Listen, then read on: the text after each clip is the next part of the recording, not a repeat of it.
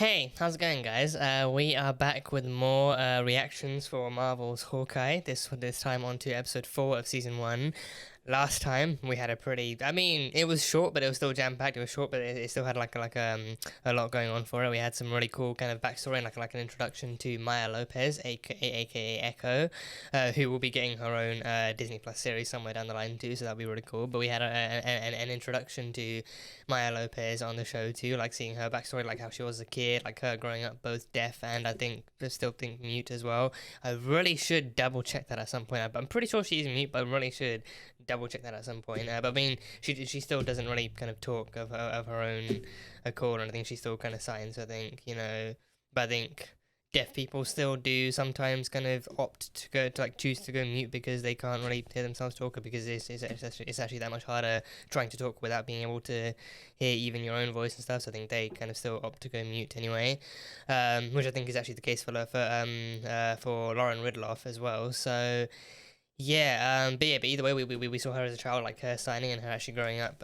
with deafness and hard of hearing, and her kind of like training herself to lip read a little bit too as a child too. So we saw that, and like her kind of growing up in like a very kind of in a world surrounded by people who didn't kind of suffer from those kind of disabilities, and actually suffer from anything like even similar to that too, like she was pretty much like surrounded by able-bodied people and people who weren't really hindered, or who didn't feel at all set back by anything. So I think her father gave her that kind of speech of her having to jump through two worlds, jump between two worlds, as she grows up, and actually having to adapt and adjust accordingly and everything, which she did. She grew up to be a badass, and she still managed to, I think not even like in spite of those, but actually using those her disabilities to her advantage, and actually using those in a way that would work for her and give her the upper hand too. So that was really cool. But Maya Lopez,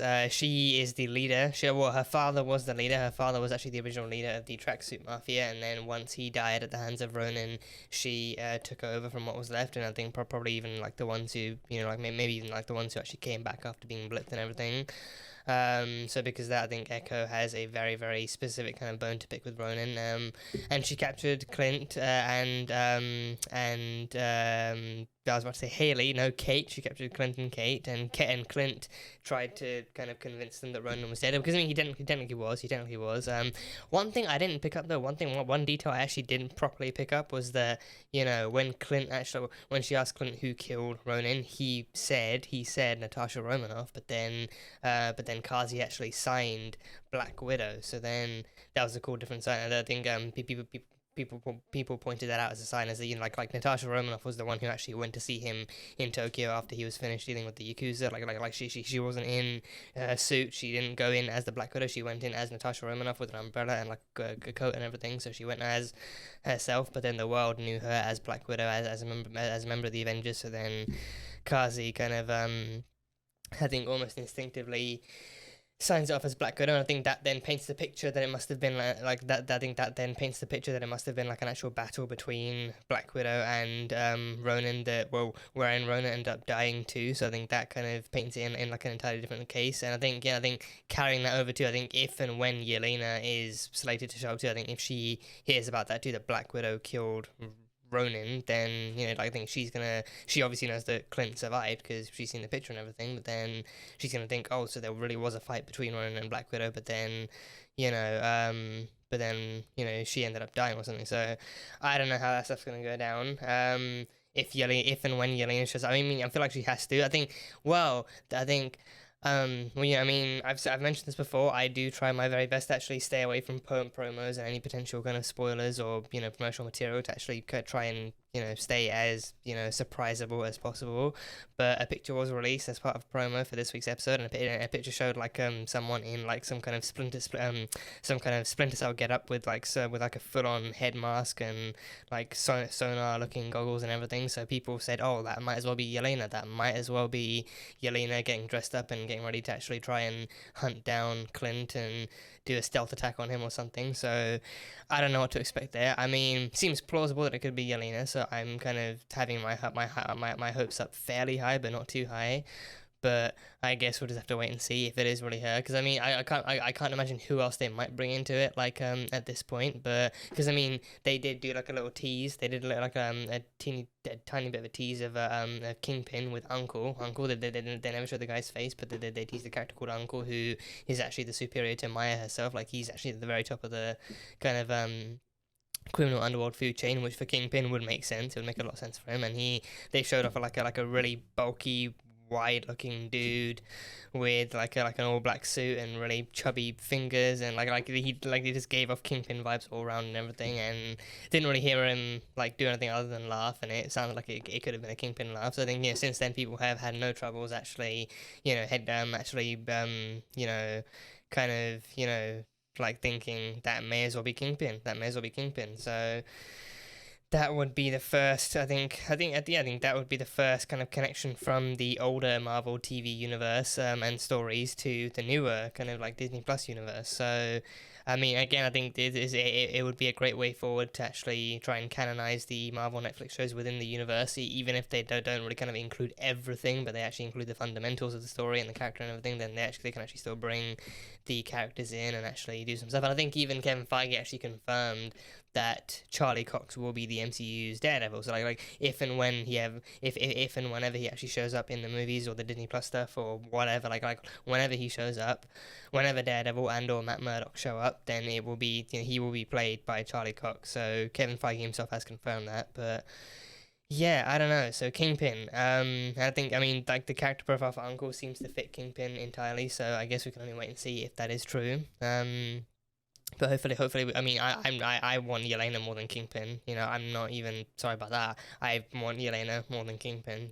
I want to see her in action more than I do see him in action. So, if and when he shows up, then great. But I want her to show up as soon as possible and start. See exactly how the first confrontation between her and Clint actually goes down. So. Yeah, so we had that kind of stuff, and had an awesome car chase sequence where Pym Tech made an appearance too.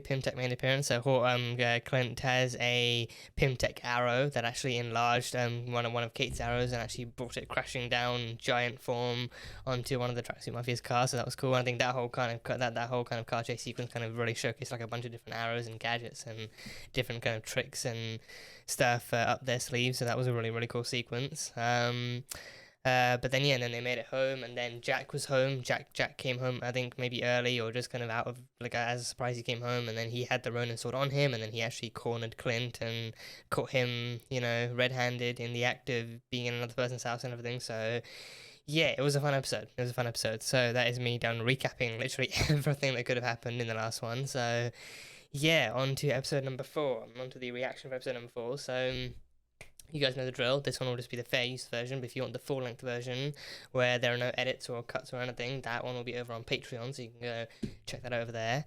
So yeah, Hawkeye, Season 1, Episode 4. Let's go.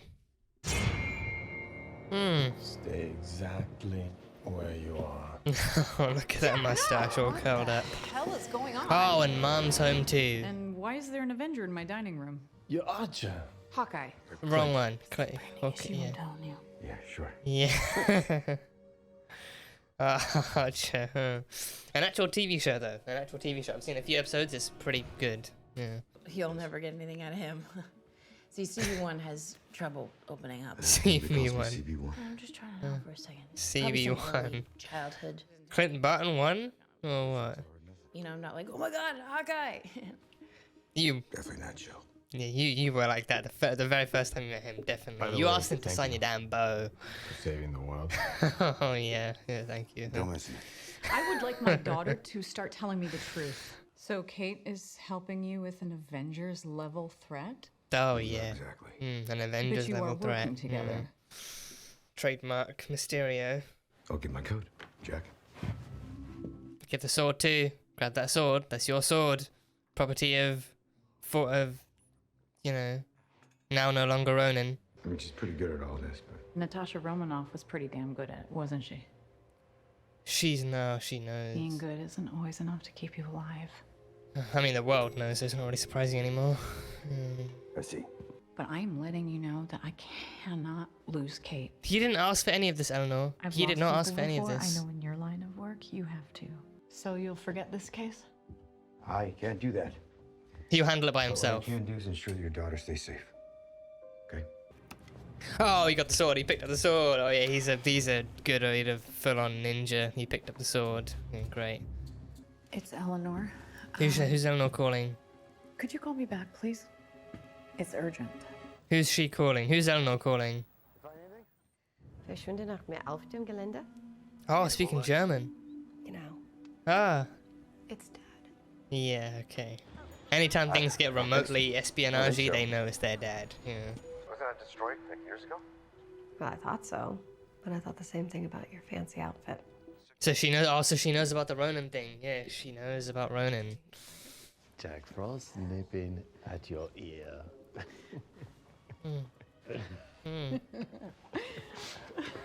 And though it's been No, it's at least it's good to see her happy. times, life is short. You never know what you're gonna get.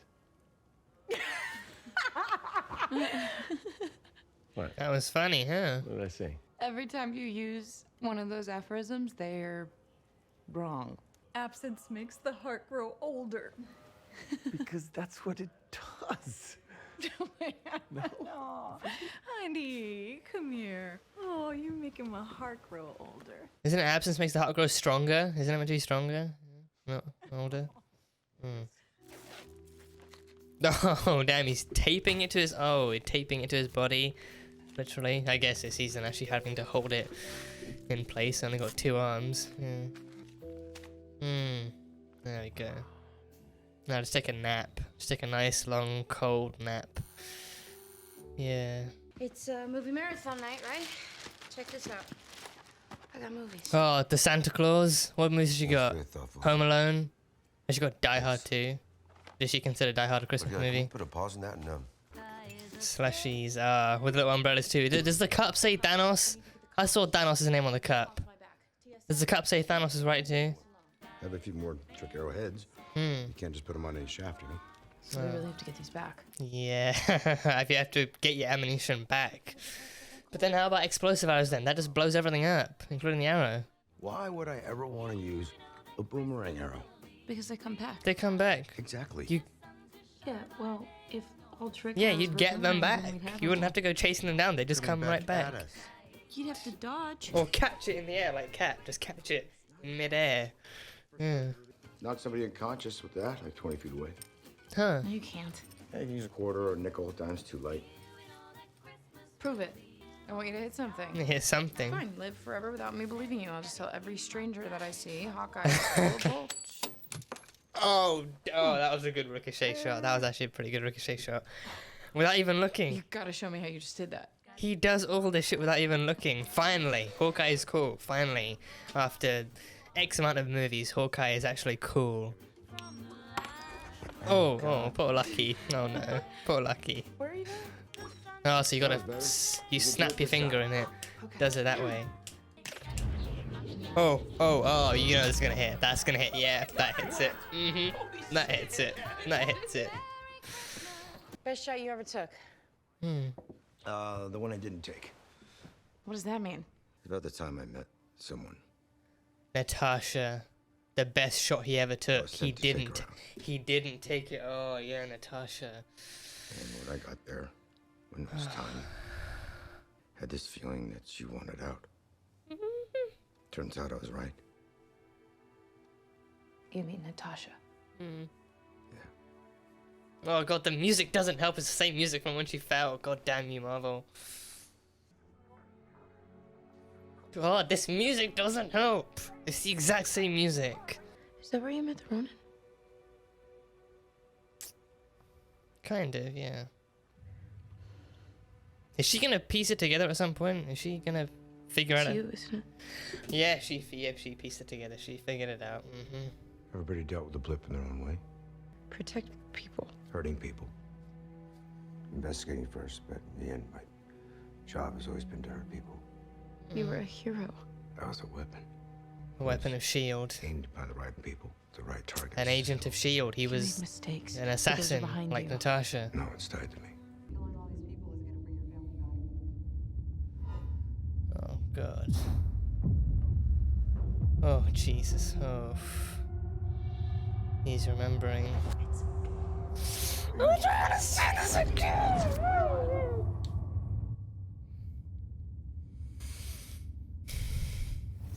There's a reason I always skip past that scene when I'm watching in-game, and it's because I cannot handle watching it again. Oh, the cup does say Thanos is right, yeah. There's even mugs, there's merchandise with that kind of phrasing. Thanos was right, really? LARPer friends. Yeah, Lovely. they're colorful. Yeah, You're they're gonna love it. fun, You know, they're I like fun. to think of them more as our arrows. Okay, go get our arrows. Oh, they're LARP. Is this LARP training? Is this training? Because they're in regular clothes now. Hawkeye sent me here on official Avengers business. I'm his partner slash best friend, Kate. Best He friend. said you guys huh? could help us out. One of you is a cop? I can probably help you out. If you make it worth my while. Oh, do they need Kate in on this too? It's gonna be great. You guys are awesome. Outfits, it's just really awesome. Oh. Well, she's having a, fairly better reaction to LARPing than Clint was. Yeah. You know what Maya's boss wants. And you know what he's already done to get it. What does Maya's boss want? What do you want? I don't want anybody else to die. But Maya's need for vengeance is gonna get her killed. Period. No, Looking yeah. for this? He's a spy, box dude. He's a cover under the trained spy. Done here? He staked the crap out of your car before you even got out of bed. Can I have my gun back? Yeah, what do you think? No, you can't. You're a bad man. You don't deserve weapons. Yeah, just throw it away. Should have dismantled it first too. Get out the ammo cache and break it apart, recoils and everything. Hi. My day's been Oh fine. damn, she looks good. How are you doing? Great. Yeah. Better than Yeah. yours, I'd say. Oh damn, oh she looks Not gonna lie, good. I look pretty good as a Viking. Damn good. I made this myself. No way. Oh, hand. oh, Hire you handcrafted. to make my next one. Yeah. We get you the arrows and info, and you get us materials for a new costume. Okay. Oh, how materials for a new about costume. enough materials to make your costumes plus 2 more. I know a certain someone who needs a little help with theirs. Mr. Barton. I'm in. Great. Hey, Orville, you hear that? We get new costumes. Orville. Kate, I asked you to simply retrieve my arrows. You didn't bring your own bag? Oh, he's got No, I mean, a My back. wife gave me this bag. It's embroidered. It says bombshell. I can see that. That is bombshell. very important to you. He'll get it back to you. Yeah, I'll make sure of it. Oh, please don't lose the bag. Oh, please do not lose the bag. It's her bombshell bag. Her wife gave that bag to her. Please do not lose that damn bag. Don't destroy the bag. Don't let the bag be damaged. Come on, there's too much writing on that bag. Can I help you with your bags? Oh, thank you. Politeness will get you in almost anywhere. No, Yeah, no, politeness. Don't engage. Don't engage. Sorry, little. Oh, I'm sorry, I wasn't talking to you. I was talking to an Avenger. Oh, God. He's in my ear. I'll just take this back. I can help you to the door, no problem. Oh, that's Oh, all right. he thinks she's in I got it nuts. from here. Okay, are you He sure? thinks she's, Really, yeah. no problem. What do you do with this giant bow problem? I have a collapsible one. Oh, that makes sense. Yeah, collapsible one. She should get a collapsible one. Yeah. I don't know. There are like strobe lights attached. Someone's home. Strobe light? What do you mean strobe light? Someone's definitely home. Belongs to someone I used to work with. They've been out of the game a long time, but their identity's still attached to that watch. Who did the watch belong to? The tracksuits find out about it. Who did he used to work with? It would blow their cover. Goodbye, friend. Goodbye, friend. Who did he used to work with? Someone he used to work with. Who owned the Rolex? I mean, Tony would own a Rolex. It's a silent alarm for people that can't hear. Is this Maya's place? Maya's apartment. I'm coming. Okay. Oh no, Maya. Oh, she found them. Maya found them. Clint? Maya's here. Maya's on the roof with me. Wait, what? Definitely here. Oh no. Oh, that's gotta be Yelena. That's gotta be Yelena. That's Yelena. That's gotta be Yelena. So Maya versus Kate and Yelena's found Clint. Yeah, Yelena definitely found Clint. Yelena definitely found Clint. Oh, you gotta be kidding me. Really? Wow. Oh, just Great. shimmy along. Just shimmy along. Oh, Oh, just shimmy along. Shimmy along. Don't fall. Please don't fall. Oh, there we go. Oh, there we go. Oh, she took Kate down as well. That is Yelena. That has got to be Yelena. Oh, and now Might is joining the fight too. Is everyone joining the fight now? Is everyone joining the fight? Oh yeah, Widow's bites! Widow's bites! Is he gonna recognize them? Those are Widow's bites. Those are Widow's bites.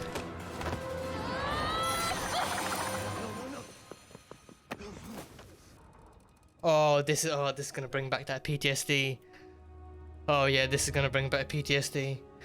Don't you dare play that music on me! Don't you dare play that music on me! Are they both tag teaming him? Or no, they're all fighting each other. They're all fighting each other. Oh, yeah, oh, a flashbang. I think that was a flashbang one. Yeah, that was a flashbang. Come on, show us your face, Elena. Come on, let me see Florence. Yeah, let me see Florence. Oh, let me see Yelena. I want to see Yelena. There she is.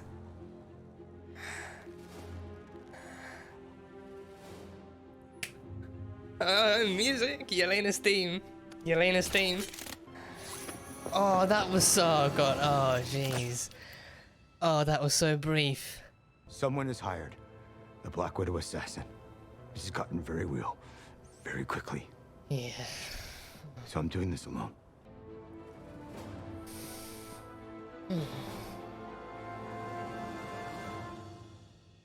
That's the end. That's the end. Oh boy. Oh gosh. I think I heard there was a post-credit for this too. I think. Is there a post-credit for this? I don't know. I'm not seeing anything in the credits. I'll let it run anyway, see if anything does show up. I actually heard that there might be post-credits for this. Okay. So fun episode. Yeah, the ending, especially the ending, took quite the kind of emotional and dramatic and action-packed kind of turn. But yeah, no, that was fun. That was fun. So where do we start with this? Where do we start?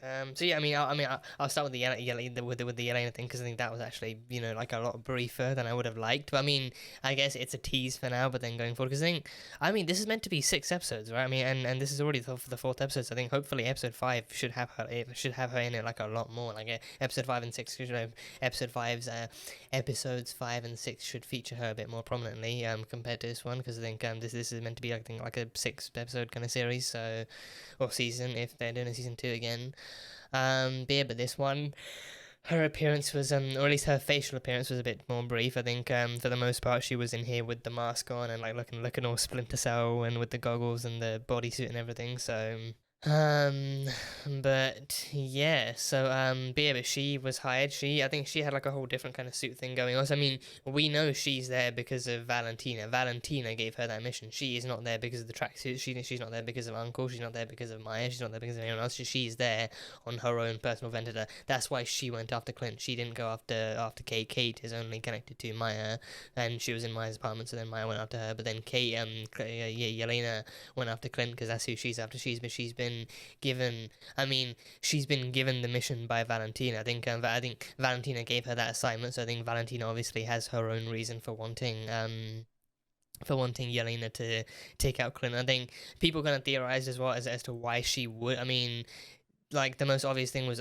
she's clearly like manipulating the situation so that way she can get Hawkeye out of the picture. But then it's like, you know, like is she actually trying to toy with Yelena's emotions, or does she need Yelena to actually take out an Avenger to prove that she's worthy of doing whatever team? Because the theory is that Valentina is actually building the Thunderbolts with, like, you know, with Taskmaster being out there and a US agent. Now she just turned John Walker into US agent. Now she's got Yelena on her side too, and I think Zemo's out there still. And, you know, at some point down the line, Ross is going to turn into Red Hulk. So I think all these people are actually members of the Thunderbolts team. And I think, Taskmaster too. I think, you know, we likely probably won't get Antonia as Taskmaster anytime soon, because I think she never really wanted that. She was quite literally forced into that into into that kind of a role, and she never really wanted that for herself. So I think people have then theorized that, you know, oh, the real Taskmaster could still be out there in the way that, you know, like Trevor Slattery was kind of like the kind of mascot for the Mandarin, but then the real one was Wenwu, and he was still out there doing his actual tendering stuff. So then in that kind of fashion, the real Taskmaster could be out there, and, you know, maybe he could be pissed off that someone like some organization out there is using his name to, you know, pass off their own assassins or something. So I don't know, but yeah, I think theories that she's building Thunderbolts, and Yelena as her own Black Widow could she could easily be a part of that team too. So then maybe actually proving her worth to the team involves taking down an Avenger, like taking down like a member of another superhero team could be the way to actually get her into the team and stuff. And but then she knows that Hawkeye and Black Widow are connected, so for her that's enough. So she can easily paint it as Hawkeye being responsible for Natasha's for Black Widow's kind of death. So yeah, so that's why she's there. She was there to pick her very own, very personal fight with Clint. So that happened, but it was good to see her there. You know, even in the end, like when she tore the mask off because of the flashbang arrow that Kate fired off. She tore the mask off and everything, and it finally showed her face and everything. So I think only audience members would really know who she is and stuff as Yelena. But then I think because of the widow's bite shot that she fired off, I think Clint like immediately recognized that from Natasha's gadgets as an actual Black widow's bite weapon, so he knew exactly what she was, but not necessarily who she was. So yeah, Yelena, she showed up. She came by, and she looks amazing. You know, like in a fully kind of tactical kind of bodysuit and everything, and just kicking ass and taking names and introducing herself and everything, and still kind of making her mark in even the last 10 minutes, actually making her mark on the show too. So yeah, again, hopefully episodes 5 and 6 actually give her some justice and actually give us like a bit more of her that feels right and feels, you know, stuff. And I think that too should, I mean, maybe we have like either one more episode or like half of the next episode that actually shows us that actually shows her trying to fight Clint and Kate again, or just Clint again, and then eventually some actual reconciliation where it's like, you know, Clint actually manages to talk her down and actually manages to explain he didn't kill her, she gave her life to save him and half the universe, and, you know, and stuff like that. So hopefully some reconciliation in the end too. But yeah, I can't wait to see her coming up again. I can't wait to see her meeting them both again. So, or at least meeting one of them again, because that's definitely bound to happen. So yeah, Yelena. And I mean, you know, I think for another thing, I love how in that final fight, like the only teamwork was between Clint and Kate. Even when Maya, even so, I think I literally thought Maya would actually stick with actually staying in her apartment and then just kind of, you know, stick with actually having lost Kate or something. But no, even she swung down the zip wire, and even she jumped in. But then even then, it's like, you know, even then when Kate got dropped or Kate got knocked back or something, and then it was like when Kate got dropped, and then it was just Clint and Yelena and Maya up there. Even then, you know, I mean, maybe, I mean, at least I thought maybe Maya and Yelena would actually maybe somehow use that opportunity to actually tag team him. But no, even then, like, you know, Maya was holding him, but then Yelena still kind of, you know, tried to sock her in the jaw before taking him on. So even then, it was like a free for all kind of match, with the only teamwork being between Kate and Clint, to kind of show that, you know, like even with Maya and Yelena, like just because they're fighting the same people does not mean that they're together. Like, they have no allegiances. Like they don't even know who the other person is. Like they just showed up randomly and started fighting. So that even then, it's for them. It's like, I mean, for them it could be a fight over who gets to fight Clint and Kate. For them, it's like a fight between who gets to actually take him down and who gets to kill him and everything. I mean, you know, Yelena is very, very obviously there to kill him too. So for her, it's like that own personal mission. And then for Maya, and then yeah, I mean, well.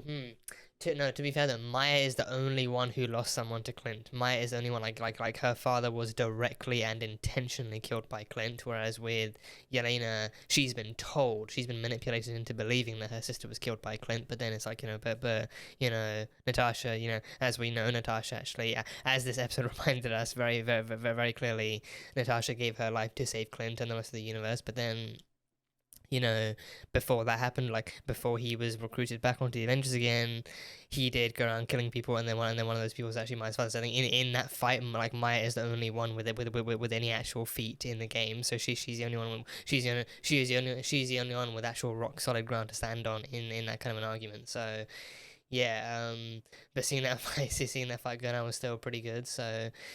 But then, yeah, no, I think it's in that fight too. It's in that exact fight too that Clint realizes just how big things have gotten. Because again, if they're sending up, if someone, like he even said, like someone has hired a Black Widow assassin to come into a situation now too. I think, you know, I thought he'd probably say to kill him or to actually try and get involved in the situation. But then the fact that a Black Widow assassin is present at all and is also directly attacking them is just like that alone. It doesn't like verbal confirmation would just be kind of like actually putting it really on the nose. But like the fact that one showed up and used her weapons and actually started fighting them at all is a pretty big sign that, you know, okay, shit's about to go down. Like things are getting run out. Like someone literally sent a Black Widow assassin out. And I think even that sign too, the fact that because I don't know if he would know that the Red Room is gone, because then the Red Room was still taken down before Infinity War, so I think that still happened then. So I don't know if he's aware that the Red Room, that even the rebooted Red Room was actually taken down too.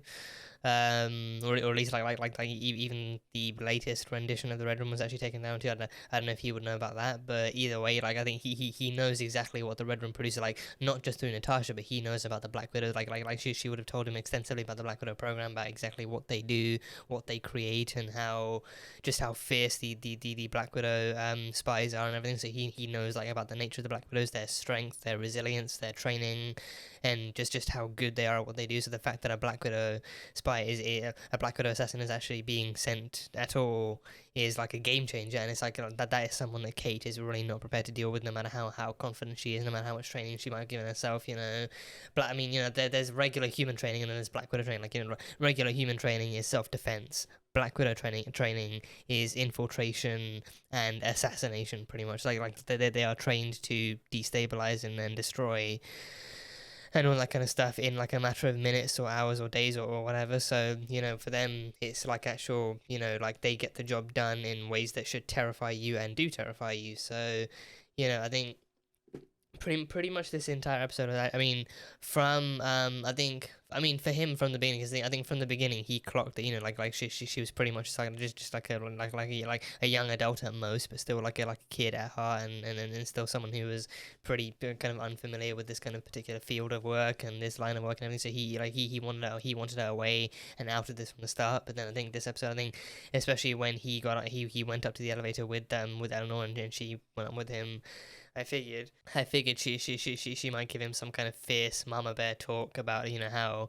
you know, Kate is precious to her and she's her only daughter and she's her only child, so, you know, like to leave her out of this and to stay away from her and never bring her into this again. I figured she'd go that route, but then she kind of did, but then she also just kind of reminded, like I think she did it in like a much calmer, like more empathetic kind of manner, in the sense that, you know, like you know, she's just a kid, and I'm gonna assume you have kids too, and you wouldn't want them in any of this, and you have family, you would not want your family to be harmed or endangered by any of this, so please treat my family with that same respect and treat Kate with the same respect. I think what kind of makes that kind of scene and that kind of dialogue even harder is the fact that Clint is of the exact same mindset. Like Clint himself, Clint can't stress enough just how much he's of the exact same mindset. He has tried to try and pull Kate out of this game, but she is stubborn, she's persistent, she's confident, and, you know, she just believes that she can do it to the point of no return and everything. So,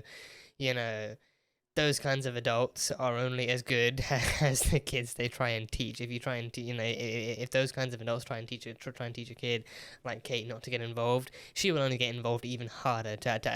Out of spite, she'll get, you know, she will get involved out of two things: one, out of spite to try and prove them wrong, but then also to try and actually prove to them that she can do it and that they can trust her and that they can actually approve of her skills and her abilities and everything. So, you know, there's that too. But I think from that point onwards, I think this entire episode is Clint continuously trying to tell Kate, like, you know, this is not a game you need to be a part of. Like, for one thing, this is no longer a game, but it's also like, even if it were a game, even if you want to still see it as a game, it's not a game that you need to be part of or that you should be part of anymore. Like this is getting more and more serious and more dangerous by the minute. So the longer you're in this, the more danger you're in it. And, you know, at any point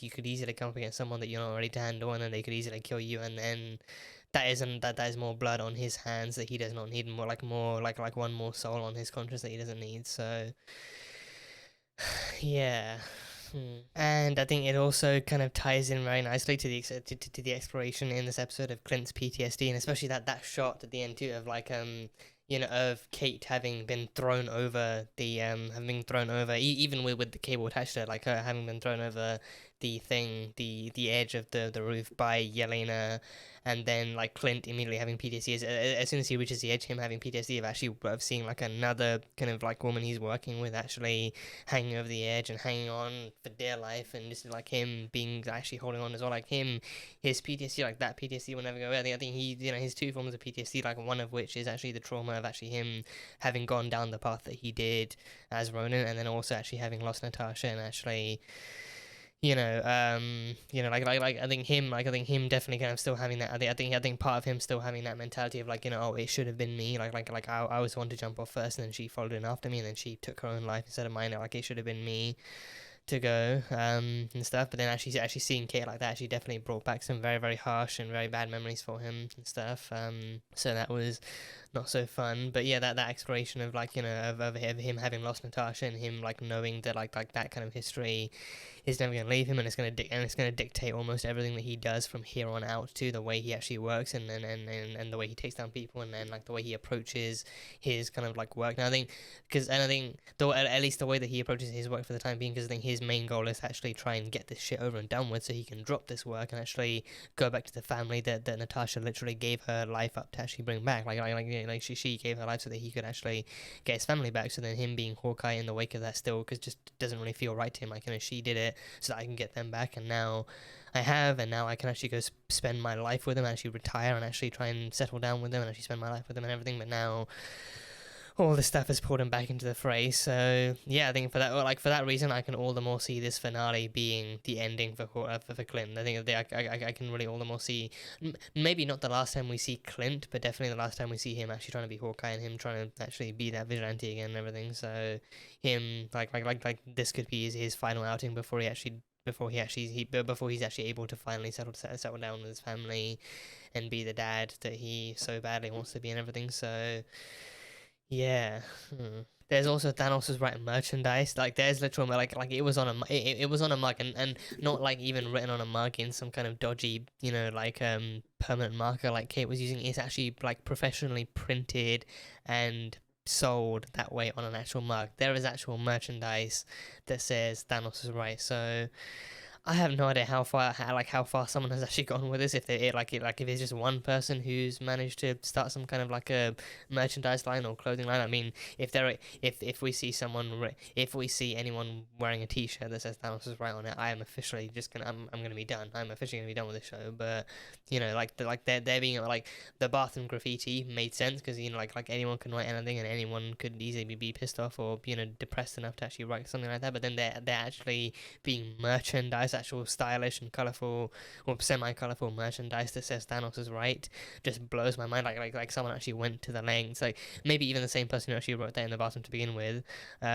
went to the lengths of thinking that like this would actually make for great merchandise. And hell, maybe there's even some people out there who actually agree with me, and then they'd actually buy the mug and start drinking out of that, and let everyone know their thoughts on the blip and all that kind of stuff. But damn, it's like, and I think it's like, part of me wants to call it like dark humor, but at the same time it's like, even in real life, like, people still, use actual kind of tragic world events and deadly events and stuff to actually try and, pass off like dark humor, like pass off like really kind of like really horribly trivialized kind of statements and different things, and just kind of pass off as dark humor. So I think in this case, I think it can easily be seen as the same thing, like so someone just really badly trying to be edgy with dark humor, but instead they're just trivializing something that literally broke and damaged and altered like millions and trillions of lives across the literal universe. Like this did not in any way, shape or form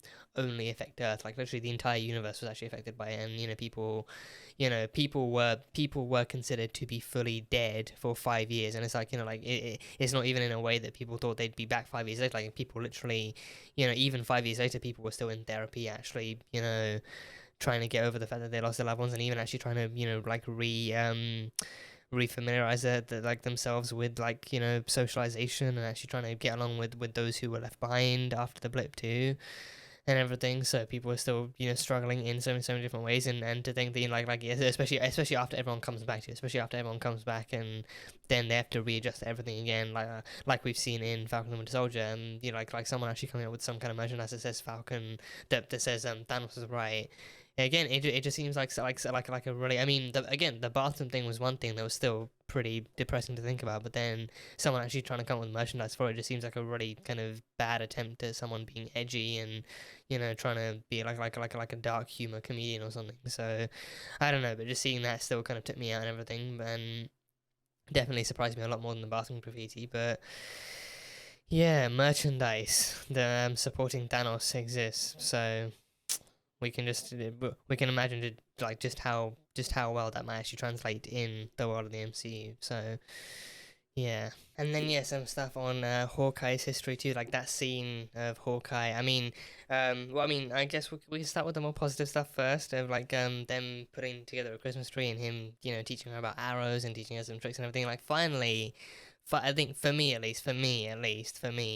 finally, Hawkeye and Clint Barton seems cool. For me, finally, Clint seems like an actual cool, likable, and like, you know, like, like, again, he was all right before. He wasn't the absolute worst character before. He was by no means the absolute worst or most intolerable character before. But I think now, with his own, like, with the spotlight on him, with some more story and attention and actual effort put into him this time around with an actual solo series, which only makes sense.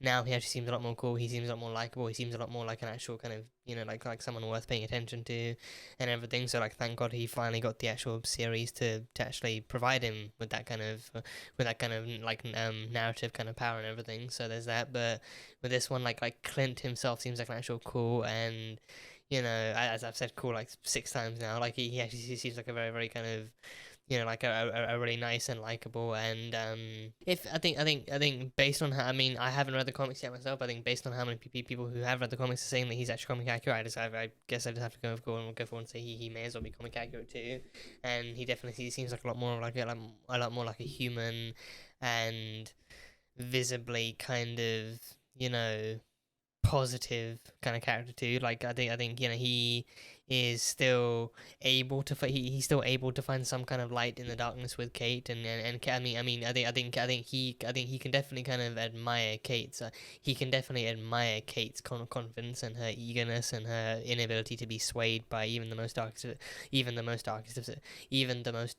of situations. But at the same time, he definitely sees that like a naivete there that is going to get her killed. So I think that is like, I think in the apartment, he definitely kind of was able to admire and kind of indulge in her kind of eagerness and in her confidence and everything. But then out in the field, he needs to make sure that, you know, if she is really going to be doing this, then she needs to be alert and put the cockiness behind her and actually try and fight to survive, and stuff. So he kind of sees that in her. But with this one in the apartment, he was able to actually relax and let loose, and, you know, like teach her all about trick arrows. And I think he, you know, even taught her a bit about actual arrow mechanisms too, like the fact that, you know, like there are multiple arrowheads, but then only like they can't all fit on the same shaft, and then, you know, he I think especially with both Tony and Shield gone, because at first it used to be Shield, because then Shield were his original employer, so with Shield gone and then now with Tony gone too, there's literally no one else actually paying for or supplying his arrows anymore. I think Stark Industries, God knows what's happened to. I think I don't know if even Pepper would keep. I mean, Pepper might keep that around because I think it's still kind of money, and it's still money for her and Morgan to actually try and live and actually thrive off of, and for her and Morgan happy. Like that is pretty much the rest of the family now. I think Morgan, Pepper, and Happy, and then also occasionally Peter too. Peter being like the kind of son/brother of the family too. Like he's there too, but then he's also now somewhat slightly disconnected. But then, you know, Pepper, I feel like she might still keep the company like afloat somewhat, but maybe just not to the same level or to the same extent as it was before. So now she might do it like just enough to keep her and Morgan actually satisfied and kind of supported, for the rest of their lives now and everything. So then that would likely include like no more weapons making, so no more making arrows for Hawkeye or any other. Because I think the Avengers are now gone too. Like there's really just no one left to actually make weapons for too. Like, you know, I think half the Avengers are gone or dead. The others are retired and have moved on to great lengths. Like, you know, Hulk is doing his own. Hulk is going to be in She-Hulk. He's going to be, you know, helping out Jennifer Walters and helping her doing her thing. Thor is off with the Guardians, and he's off in space. He has other kind of intergalactic technology helping him, and Clint just wants to retire. Clint just he does not want to fire any more arrows. He does not need to ask him for any more arrows to fire because he just wants to retire. So the Avengers are like a much more disbanded team now than they were. And the Cap is Steve. I don't know, maybe Steve's on the moon or something. But you know, like the new Captain America, Sam. Cap has his new he got his new suit from Vibranium. He has a new Vibranium. He got his new suit from Vibranium. He has a new Vibranium suit from Wakanda, so he's been supplied by the Wakandans too, on behalf of Bucky and everything. So that's been cool. And then even Bucky has his own things. So I think there are still Avengers out there, but then even they are finding their own ways to be supplied and everything by various kind of entities and various parties and everything. So him was finding a way to do something. But with Clint, I think, you know, he did make a statement to say that he like no one's really out there making arrows anymore. But then the way he sees it, as long as he gets this done quickly enough, he won't need to really worry about running out of arrows anytime soon. Because then, you know, he'll get this sorted out, and then he'll be on his way back home to his family. So he won't need to fire arrows anymore. So, and then Kate can find someone else to actually try and help her fire arrows. So there's that. And he even taught Kate some cool tricks. But I think he for one thing, he has also really mastered the art. I think it also, like, a lot of it could also easily come down to peripheral vision and training that kind of side of your sight to see as well. Like actually training your peripheral vision enough to, you know, and well enough to actually use that to see as far outside of your regular kind of field of vision as you can. But then also like his hand-eye coordination too. Hand-eye coordination is key, especially when you're an archer. Hand-eye coordination is also very key. So I think with like all those kind of all that training and all those abilities combined, he, you know, I think I say abilities, he doesn't really have any abilities, but I think, you know, I think all that training combined, you know, he also just kind of like he can just easily flip like, I think it wasn't even a coin, like it was just some kind of decoration from the tree. He just kind of like flips it, snaps it with his finger, and it kind of ricochets off of different things and actually hits the off button on the telly and then actually bounces off again. So he teaches Kate to actually do that, and then she gets it like on the 6th or 7th kind of try. So he teaches her all new tricks too. So that's really cool. That's really fun.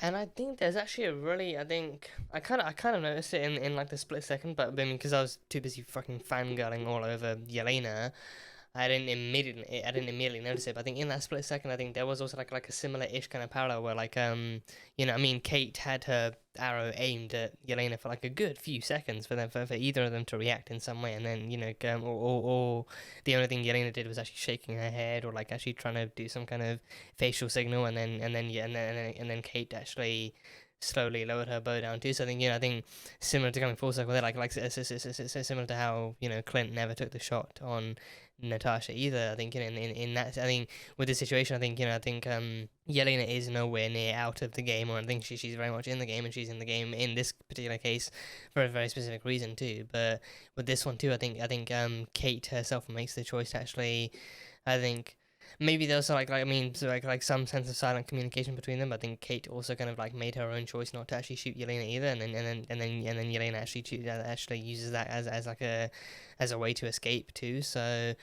don't know if that's actually going to come back in some way too. Like if like the next time they meet, Yelena's going to be like, you know, you can't kill me. You know, you had the chance, you know, that night, and you never did. You had the shot, but you didn't take it or anything. So I think maybe that's going to be how Yelena kind of either convinces Kate not to kill her, or actually tells her that she's not going to kill her. Or actually tries to, not necessarily get under the skin, but actually tries to actually kind of talk her out of like trying to fire off any other kind of shots or anything. So I think I wonder if that is actually meant to be their parallel too of the new Hawkeye not killing the new Black Widow either, and actually letting her go. But just like with like under like different context, but with similar kind of tones and similar kind of character kind of motivations. But either way, that was interesting. But speaking of not taking shots, they did do another cool kind of story callback to the first time that Hawkeye met met Natasha. And I think even the way they led into that was pretty good too. The way that the way they led into it was pretty damn good. So it was actually Kate kind of curious about like just how skilled of an archer he was, and asking him about exactly what his best shot was. And for Clint, his best shot, his absolute best shot, the one that he values the most in his life, is the one that he never took to begin with, the one that he was ordered to take, the one that he was sent to take, but he never actually took. And then I think for me, I think it took me a while to actually put that together. I think because I didn't immediately decide, I didn't immediately like notice that I was actually meant to take that line literally, you're actually meant to actually interpret that line literally, like he literally never took that shot. So I was wondering did he actually end up killing people, or did he actually end up actually is he talking about actually being in terms of skill, like him actually killing multiple people in one mission or something? But then no, like it's actually it's literally the one shot he never took is what he considers to be his best shot too, like the one shot he was ordered to take. And he was sent by S.H.I.E.L.D. I think because of what Natasha was doing, he was sent by S.H.I.E.L.D. to actually take her down and stuff. But then by the time he got there, I think even like Natasha, the way she explained it to Loki, was in a bit more of like an actual in a bit more of like a professional courtesy kind of way too. Like the way that the way that he saw it was like he made a different call. But then the way that Clint explains it to Kate is the fact that like he saw someone who wanted to get out, so he helped her do exactly that. I think, but we know from Black Widow that part of her defection from the Red Room and her or at least part of her defection from the KGB and her integration into S.H.I.E.L.D. involved actually kind of conducting some missions with Hawkeye, wherein she actually helped take down Dreykov and helped take down some Black Widow kind of Red Room operatives and everything. So like her final mission in defection from the KGB and integration into S.H.I.E.L.D. involved taking down Dreykov once and for all and everything. So we know that kind of stuff on it. So we know that even if he saw that she wanted to get out, like she couldn't immediately get out in without actually causing some damage along the way and everything. And especially her knowing that and Antonio was there too. Like for her, that was collateral damage and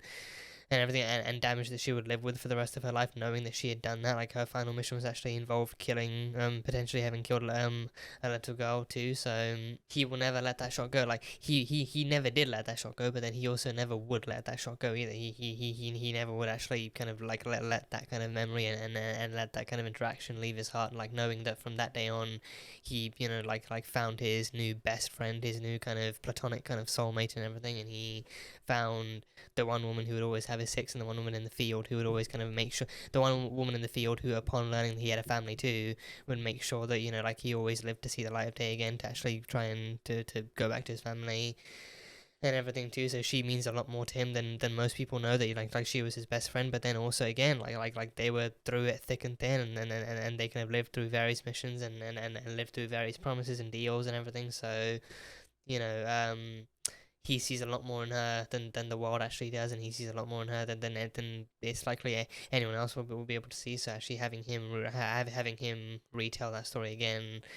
And the music, my God, again, I love music. I love their musical choice. I love the soundtrack in this show. So far, the soundtrack is really, really great. But then I think, again, it does not help my emotions to actually have that Vormir music playing all over again. It does not help to have that music playing in the back, because then literally all I can envision when I hear those notes taking place, or when I hear that track playing, all I can envision is the Vormir scene. And then of course they're like, you know what, like, and then of course Marvel is like, you know what, let me drive the knife in even further and actually replay that scene for you, just in case you couldn't really visualize it clearly enough. Let me actually replay that scene in HD crystal clear quality for you now. And then they replay that exact scene from Vormir. So just that brutal reminder of exactly what happened and what we all lost on that day. So there's that. And then I think he also kind of took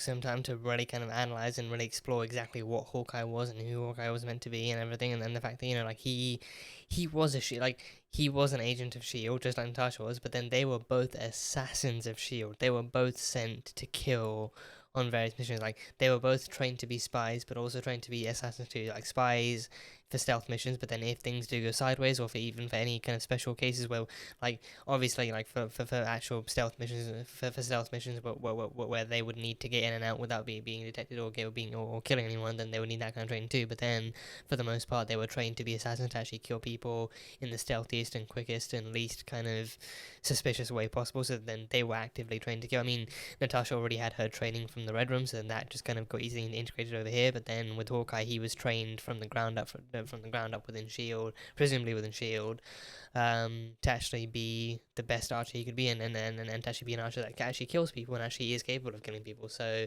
you know, like, they both kind of got their starts actively doing really, really shady and really dark stuff for Shield. And even the way Hawkeye describes how he was used back then too, like the fact that he was used too, like the fact that he was trained and then used by Shield, like not even Hydra within, like probably not even Hydra within Shield, but then Hydra literally trained him to be a weapon. Hydra literally trained him. Shield literally trained him to be a weapon. Shield literally trained him to be an actual bow and arrow of their own that they could actually point and then aim and fire at, and then he would go off and fire his own arrows at them tenfold and everything. So he was literally created to be a weapon for them to actually ask no questions and to actually complete the missions and do what needed to be done and everything. So like even the way he sees it, like when he worked for them, he was like an agent of Shield, you know, like baseline level, like an agent of Shield. But then even beyond that, he was just their weapon that they crafted and molded to be what they wanted him to be, and to fire at whoever they wanted him to fire at, and whoever they wanted him to fire at, and everything. So he does not really look, he does not look back on his Shield days, or at least his earlier Shield days with that much kind of positivity, or that much kind of nostalgia. Like, he just kind of he looks back on it thinking that, you know, like he was used and trained to kill back then, and to this day he still held in those kind of skills with him. So yeah. And I think it really reflects how he sees himself even today. Like, you know, like, he sees himself as an Avenger, but not a hero. He's like that's how he sees himself. He was an Avenger, but he was never really like a hero. He never saw himself as a hero. He still doesn't see himself as a hero. He sees himself as an actual retired Avenger, because he was an Avenger. He was a part of that team. He was on the team. He was recruited to the team. He offered his services to the team. We don't know for sure he was a candidate, because do we know for sure he was a candidate? Because do we know for sure that if we go by what if, then we know he was like an official candidate. But then I don't know if, like, because if we go by the movie, then I don't know if there was any official kind of like confirmation that he was actually a candidate. I think unless he was actually a part of that. I think he actually might have been, because I think when Tony pulled up the hologram of all those different portfolios, I think he must have been on there with Widow and everyone else too. So I think he must have been an official candidate. So he was a candidate because of his skills and because of his talents and because of how long he'd been with Shield too. So he was loyal, he was capable, he was brave, he was, you know, eligible. But so he was an Avenger, but he never saw himself as a hero, and it's especially because of what he did for Shield and with Shield before becoming an Avenger too. Like, he was never a hero. He was a killer. He was a trained killer.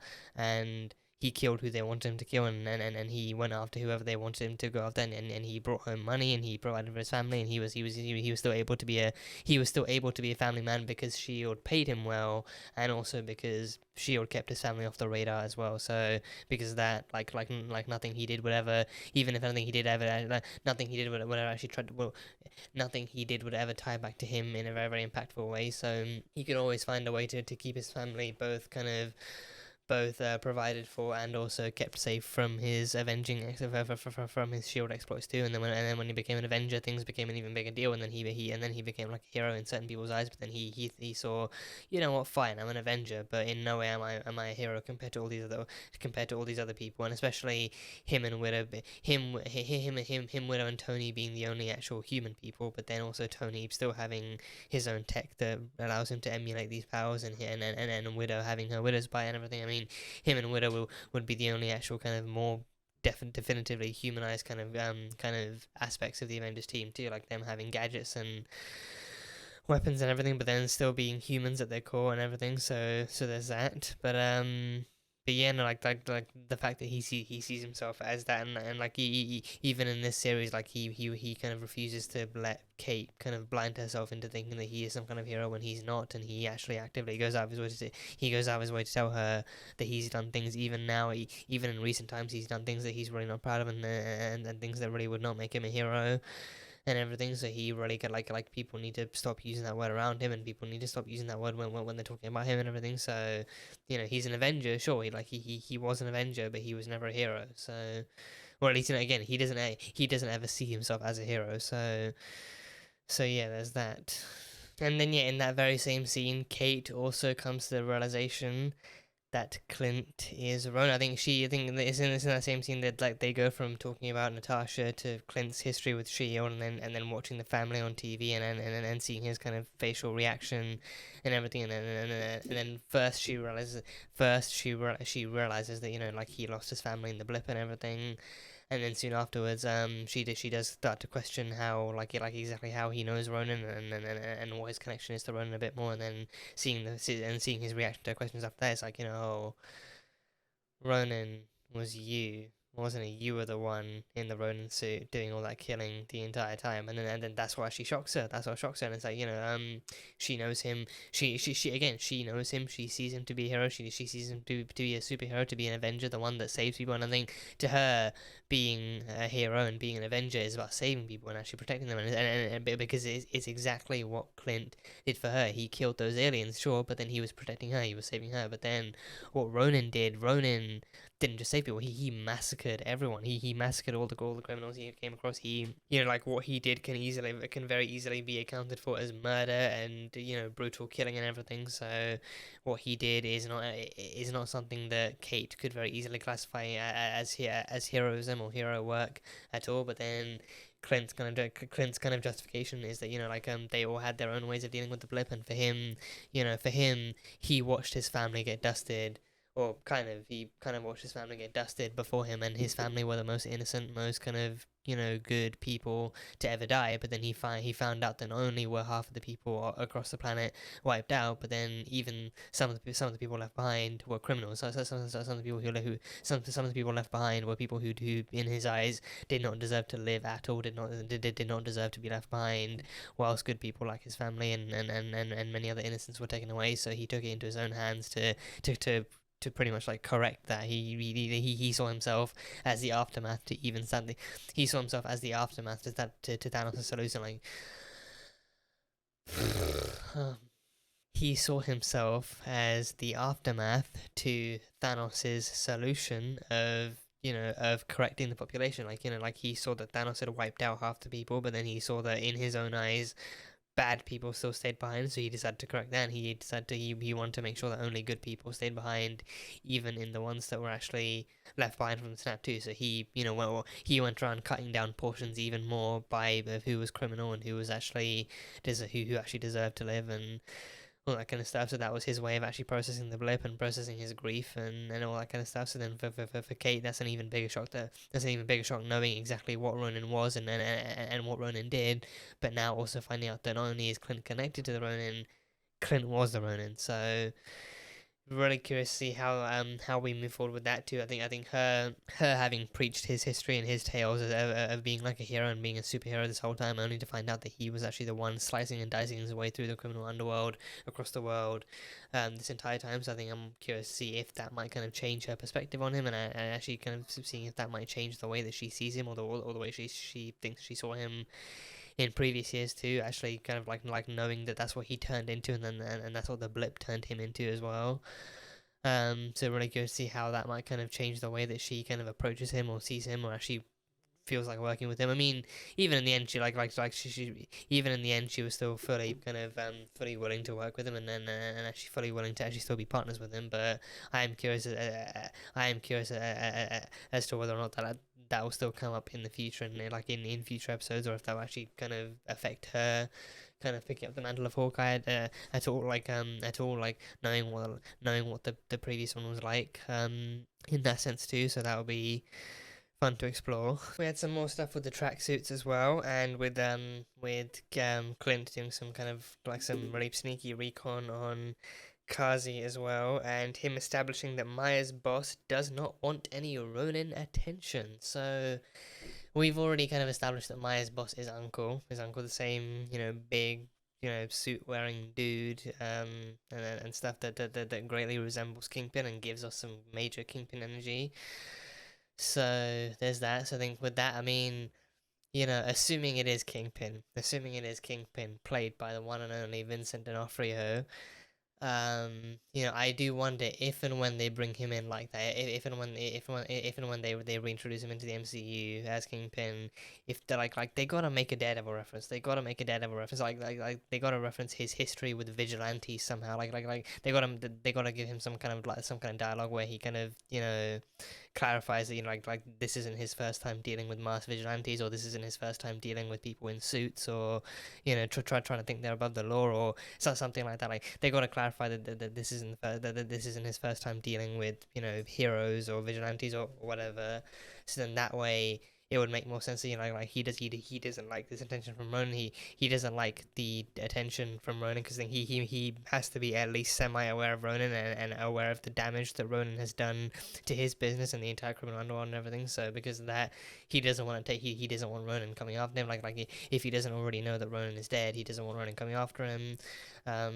But then of course he's also like hugely against Maya going after Ronan, because then if she goes after Ronan, then Ronan's attention turns onto the Tracksuit Mafia, and then that brings him into their operations, and then does all this stuff. So then he either might, knowing Kingpin is not afraid to kill people. Kingpin has never been afraid to actually kill anyone who gets in his way, anyone who disobeys him, anyone who actually embarrasses him.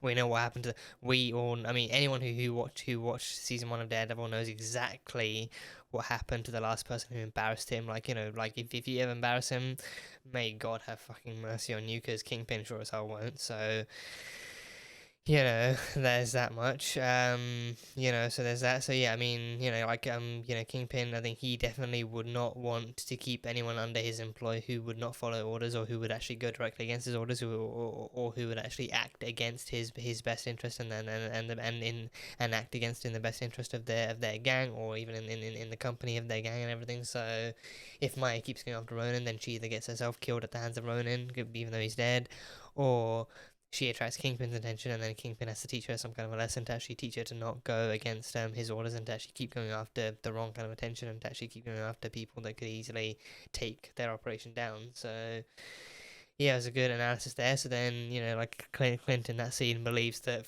Kazi, being the one closest to her and being her interpreter and being the one that can communicate with her the best, he's the best one to try and get her to drop the Ronin case. Good luck to him with that, because again, this is personal for Maya. This is incredibly personal for Maya, so she feels like she needs to get some justice for her father's death, and to actually try and have Ronan answer for his crimes and everything. So that's what she believes. So good luck to Kazi. And then there's also the Sloan Limited Company, which is just like a front company for the tracksuits. And it's also just the company that's actually, I think, a company owned by Jack. Jack is the CEO, but it's also like acting as a front thing. It could also be a real company, but then used as a front.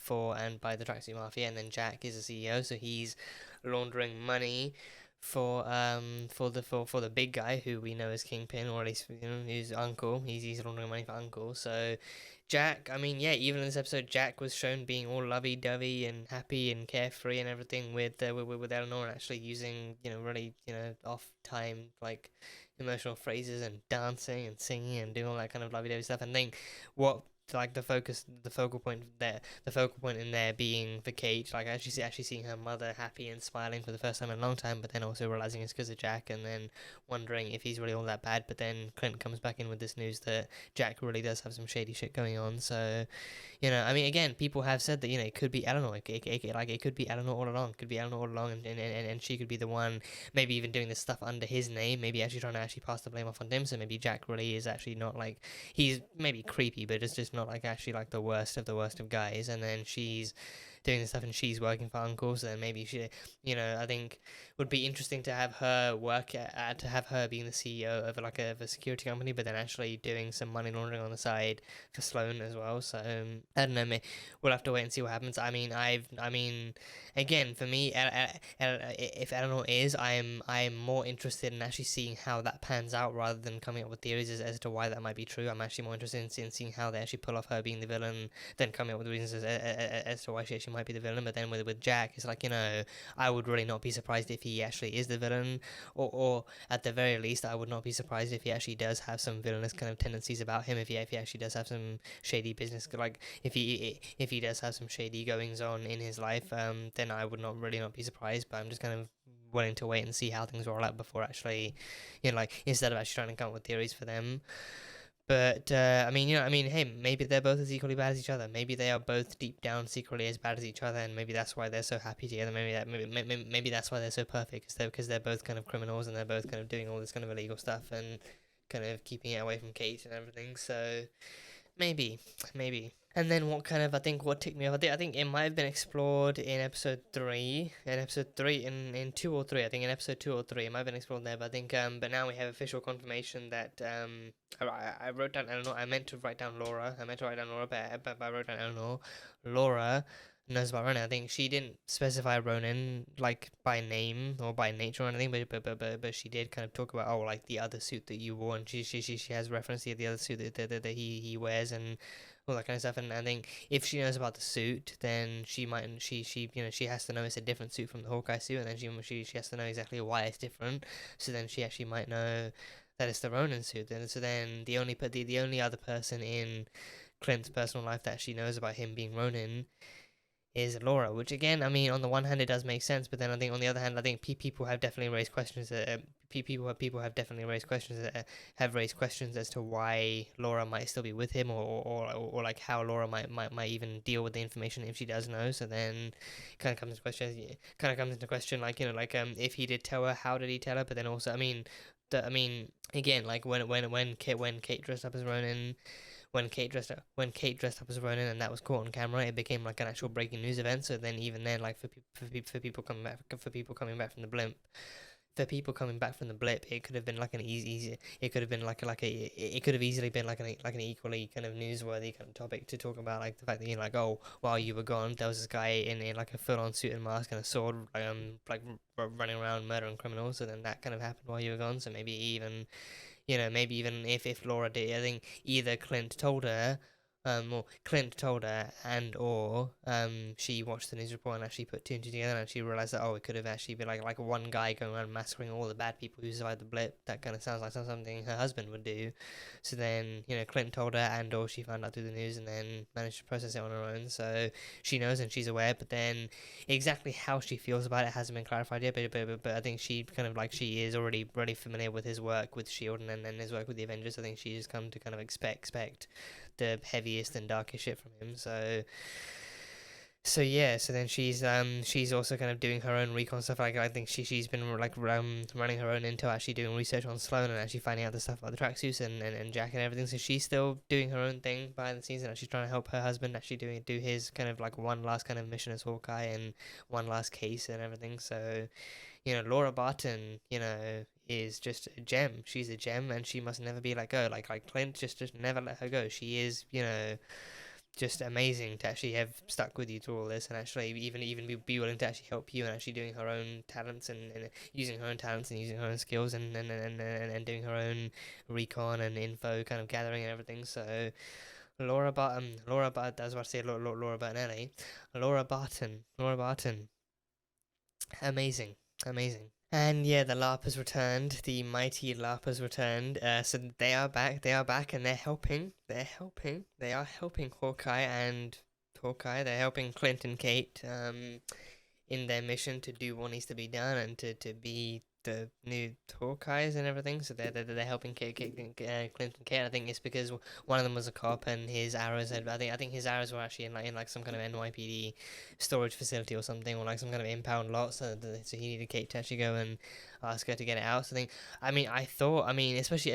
because in the recap they showed how she had that kind of appointment thing set up with the actual other detectives. I thought she'd have to go in for that too. I thought she would be like reminded of that, and she'd have to go in for that in this episode, but it happened. And then I thought maybe they'd have to go through like some kind of somewhat more like a rigorous kind of process or something to actually get them to get the arrows out, and then maybe that would take a while, but then that didn't happen. So then all that really happened was she went to the park with Lucky, and she met the LARPers, and she made them a deal and stuff. So I think I can't remember exactly what the deal was. I think the deal was I think they get the arrows and the information too. I think one of them was actually on like a laptop actually gathering information. So I think so getting the arrows and the information, then in exchange for that, I think she kind of like helps them try out costumes. I think she finds material. She finds materials for them. She finds materials for them, and then they can actually build her some arrows, and she can presumably build some trick arrows or even some like regular wooden arrows or something. So then there's that one, and then they're actually trying on some actual fitted kind of clothes and fitted kind of like medieval equipment onto her too. So and even that one really brown leathery one that one woman actually said she made by hand, that was really good. So I think a lot of these too, I think especially for like LARPing and like especially for cosplay, like so many people have amazing costumes, but then they're also all really handmade, like they're all handmade, hand painted and hand sewn and handmade and like 3D printed and everything. Like a lot of people end up going to conventions and everything with actual handmade and homemade costumes, which is honestly just mind blowing. Like the amount of effort, I mean, not just like the amount of effort some people put into it, like the amount of time it takes, but then how accurate they make it in the end too. Like the fact that they actually, like, some people spend months and often even like sometimes a year to get the right materials and to get the right kind of structure and to get the right kind of look and to actually put it all together and everything. And then especially if they make it piece by piece, then sometimes it actually takes more than one person to actually get the pieces on and to actually make it look and move the way it should. And it's just like the amount of people, the amount of effort some people put into the costumes, honestly, just wow. And then for LARPing, of course, too, I think I mean, for LARPing, I feel like maybe there might be some element of simplicity to it, because I think unless you specifically go for some kind of like a some kind of like a knighthood or like some kind of like a title or some kind of like a title, then you probably have like an easy time doing it, because then it's just like it looks simple enough, it looks generic enough, so then you can easily, even if you do still want to make it your own, you can still easily kind of find something to stitch together and actually knit together and actually sew together and actually put together to resemble some armor or some clothes or some whatevers and everything. So yeah, they then kind of like I think she then made them a deal to actually come up with to actually come up with outfits for all of them, plus 2 new ones for Clint and Kate to use together, and then also like making them arrows and everything. And then yeah, so I think it's like they get the arrows and the information, but then also like if Kate actually got them the materials, then they would actually make them the new arrows and the new suits and everything. So presumably like a win-win-win on all sides that are pretty much existent in that particular kind of conversation. So that was fun. So that was cool. So the LARPers returned, and then they were more than happy to actually help out some Avengers, and even like Avengers old and new, they were more than happy to help out. So that was cool.